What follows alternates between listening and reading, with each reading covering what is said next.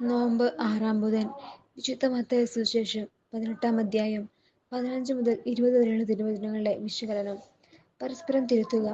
എത്ര കരുതലോടെ ജീവിച്ചാലും വീഴ്ചകളുണ്ടാവും. കർത്താവ് മാത്രമാണ് നീതിമാൻ. പ്രഭാഷകൻ 18:2.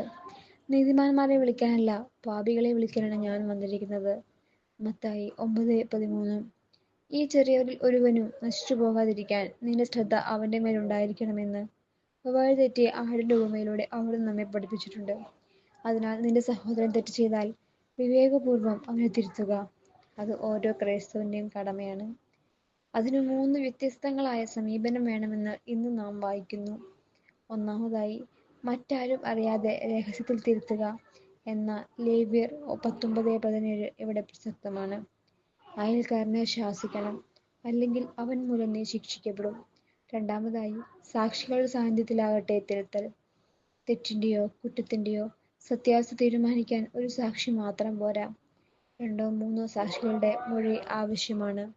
നിയമാവർത്തനം 17:6, 19:15. മൂന്നാമതായി, സഭ തങ്ങളുടെ അധികാരം വിനിയോഗിക്കട്ടെ. പത്രോസിന് നൽകപ്പെട്ടിട്ടുള്ള അധികാരത്തിലുള്ള പങ്കുപറ്റലാണിത്. 18:18.